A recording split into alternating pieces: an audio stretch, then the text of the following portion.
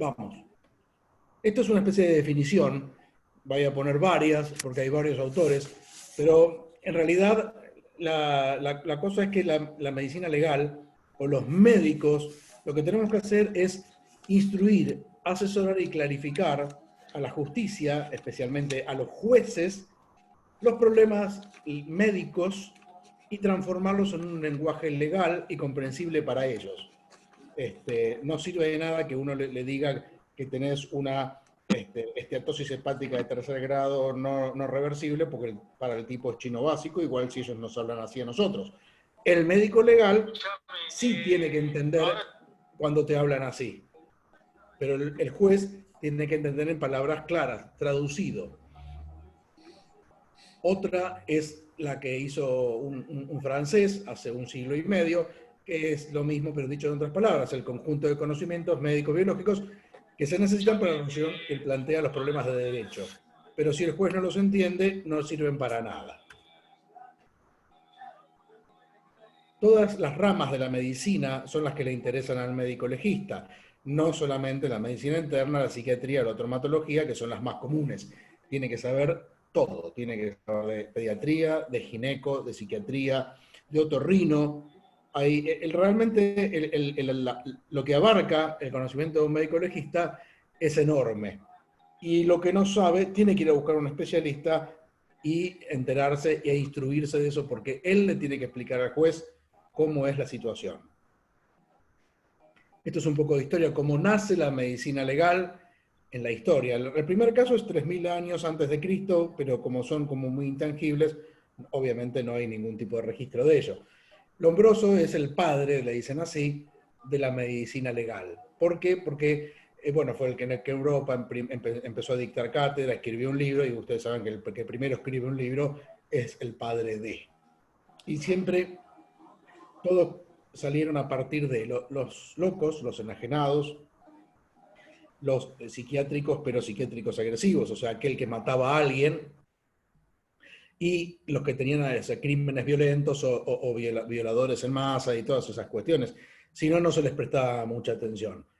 Lo que hizo este tipo fue tratar de decir que tenía que tener hospitales para enfermos mentales homicidas, o sea, delincuentes, y para los enfermos mentales comunes, que tenían que estar separados. E hizo estudios anatomopatológicos diciendo que había diferencias entre el cerebro de unos y los cerebros de otros. Por eso unos estaban enfermos y había que separarlos, y otros no, eran desviaciones psicológicas psiquiátricas, pero no tenían fundamentos anatomopatológicos.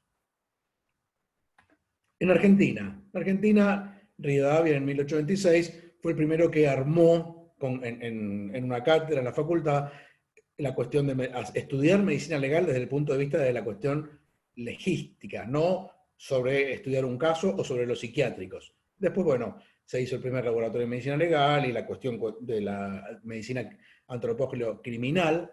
El padre, en realidad, en Argentina, de la medicina legal es Nerio Rojas, que es el fundador, el precursor de la medicina legal en Argentina. En la primera parte del siglo XX. Él fundó la cátedra, después le siguió en la segunda parte este otro hombre que se llama Bonet, brilló como profesor, pero digamos que no trascendió desde lo escrito. Entonces ahí apareció el doctor Patitó, que es un contemporáneo. Y junto con Patitó estuvo el doctor Raffo, que murió el año pasado, que fue el último, digamos, gran médico forense en Argentina. Patitó era un buen médico legista y Raffo se dedicó específicamente a la medicina forense, por eso es que es más conocido. La cátedra el cuerpo médico forense, en realidad, se creó en 1896 y el primer médico fue, como dice ahí, Julián Fernández. Cuerpo médico forense. ¿Qué es un cuerpo médico forense?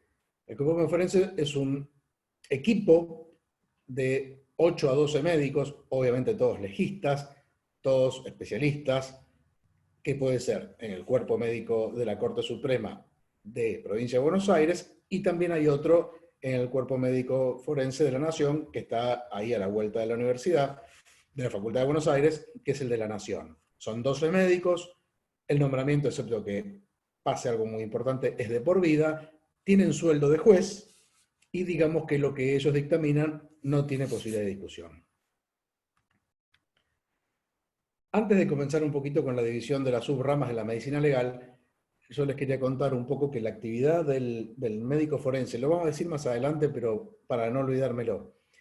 El médico legista que asiste a un proceso judicial, asiste quiere decir no que va, sino que aporta en un proceso judicial, lo que hace es traducir la parte médica a la parte legal para que todos la puedan entender, a grosso modo.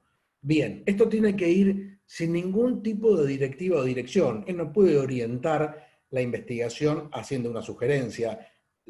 Tiene que ser absoluta y completamente neutral. Él lo que hace es describir, es informar, es poner a la luz lo que un abogado o un juez no puede entender cuando lee una historia clínica. Pero él no puede sacar conclusiones, ninguna. Tiene que ser 100% neutral. Bien, la división de la medicina legal, como es tan amplia, entonces se subdivide en deontología, ética, patología forense, criminalística, sexología médico-legal, tocogineco, bueno, criminología, medicina legal y social. Hay una rama que es la lesionología, que dentro de eso entra casi todo esto último que estábamos poniendo, que ahora lo vamos a detallar. Lo del tercer sexo que dice acá abajo va dentro de la parte de ginecología médico-legal y dentro de lo que es la medicina legal social, que son de las nuevas ramas que se fueron abriendo cuando vino, bueno, toda esta nueva historia acá en Argentina a partir del 2015, que se aprobó el nuevo Código Civil en la unión de matrimonios homosexuales, gays o qué orientación sea. Hubo que cambiar muchísimas visiones sobre la medicina legal y ayornarla a estas costumbres. Son los cambios de sexo, también tuvo mucha influencia en lo legal con respecto sobre todo al consentimiento informado, a liberar a los médicos que no están de acuerdo, a que pueden no hacerlo, excepto que corran riesgo la salud del paciente. Ya vamos a ir a eso cuando vayamos a civil. Bueno, dentro de las subespecialidades vamos a definir un poquito la deontología, que es el derecho al conocimiento y a las obligaciones que se encuentran emparentados con el ejercicio de medicina. Tenemos 3 tipos o 4, la deontología ética, gremial, universitaria y jurídica, es sobre los derechos y deberes de cada subdivisión. En la ética trata sobre los problemas morales que pueden presentar los médicos en el ejercicio de su profesión. En los hospitales grandes debería haber, en algunos hay, un departamento de bioética o de ontología médica en la que se discuten a fondo todos estos problemas que a veces se suscitan con las cirugías de cambio de sexo, con las ligaduras, con los abortos que a veces se hacen en los hospitales, pasándolos por otros diagnósticos. Y todas estas cosas, me refiero no a los pacientes, sino hacia los médicos, que ellos tienen que reservar el derecho de querer hacerlo o no hacerlo, y entra todo ese tipo de discusión moral al respecto. Bueno, la gremial es cuanto a los derechos que nosotros tenemos de protestar, que no tenemos muchos, evidentemente. Bueno, en la universitaria es a los deberes del estudiante y sus derechos, y así en cada subespecialidad. La ética tiene que ver con respecto a costumbres y conductas, ¿sí? Es lo moral, pero no con respecto a la deontología que tenía derechos y deberes, sino acá es a lo que está bien y lo que está mal que nosotros hagamos con respecto a nuestros pares y hacia los pacientes. Son como las normas de conducta que deben observarse y hacerse observar. Es un tema sumamente delicado, porque muchos profesionales por ahí opinan que vos o lo que hiciste no es ético, o un paciente te denuncia, y no hay algo escrito sobre esto, sino es todo muy libre de interpretación. Por eso, en los grandes institutos o hospitales hay una comisión, como acá, por ejemplo, en el Bocalando tenemos de docencia, hay una comisión de bioética o de ontología médica, que es un poco la que da luz sobre cada una de estas cosas que pasan. A nosotros, por suerte, no nos pasan estos problemas, con tantos otros problemas más grosos que hay, esto pasa totalmente desapercibido. Pero lo que está en rojo abajo es un poco que son las normas de conducta que debe observar el médico respecto de la sociedad y de los colegas. Cuando dice sociedad es los pacientes. Lo que más todo el mundo conoce por un tema de televisión y esta historia es la patología forense. La patología forense es enorme. Digamos que en la medicina legal el médico legista elige un poco qué subespecialidad va a hacer porque todas no puede. Eso es una realidad. Y el que se dedique a la patología forense no va a poder hacer las otras por un problema de tiempo y de alcance, ¿no?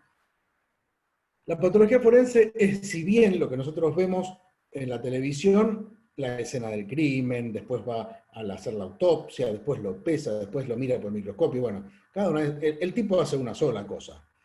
Lo más interesante acá es la escena del crimen. La escena del crimen realmente es muy interesante, tiene que ver con llegar al lugar. Teóricamente la policía tiene que cercar absolutamente todo y impedirle el paso a nadie. El único que puede entrar y autoriza la entrada de los demás es el médico forense. Eso es en teoría. En la habitualidad en Argentina, por lo general, cuando el médico forense llega, hay policías caminando por todos lados. Menos mover el cuerpo hicieron de todo, pero contaminaron la escena del crimen. La escena del crimen sin contaminar puede llegar a dar entre un 80 y un 90% del autor. Pero generalmente ocurre que cuando el médico llega ya está contaminada. O no sabes si está contaminada, porque no sabes si ya caminaron, si no caminaron, si el precinto fue bien colocado, si no fue bien colocado. Bueno, y ahora vamos a ver un poco qué es escena del crimen. La tanatología, que es una de las subespecialidades, ya es estudiando un poco el cuerpo o sea, sobre el cuerpo, estudiando la hora de muerte, la causa de muerte, cómo lo encontraste, toda la descripción de lo que es el cuerpo en la macro, en la micro y en cada uno de los cortes órgano por órgano. Actisiología es otra de las subespecialidades, no es una subespecialidad, sino que es un ítem muy importante para determinar el causal de muerte exacto, día, hora y si fue sumergido en ese lugar, o fue sumergido en otro lugar, o se asfixió por monóxido de carbono, o por gas, o fue por asfixia. O sea, se determina exactamente dónde y cómo murió. No quién, obviamente, ¿no? Quién fue el que lo pudo haber hecho. Y de aparte de lo que les decía antes, la lesionología, bueno, es enorme, que tiene que ver con todo tipo de noxa que se le aplicó a ese cuerpo para que llegue a la muerte, externa, interna, por una determinada X cantidad de otras personas o no, o si fue un derrumbe o un accidente.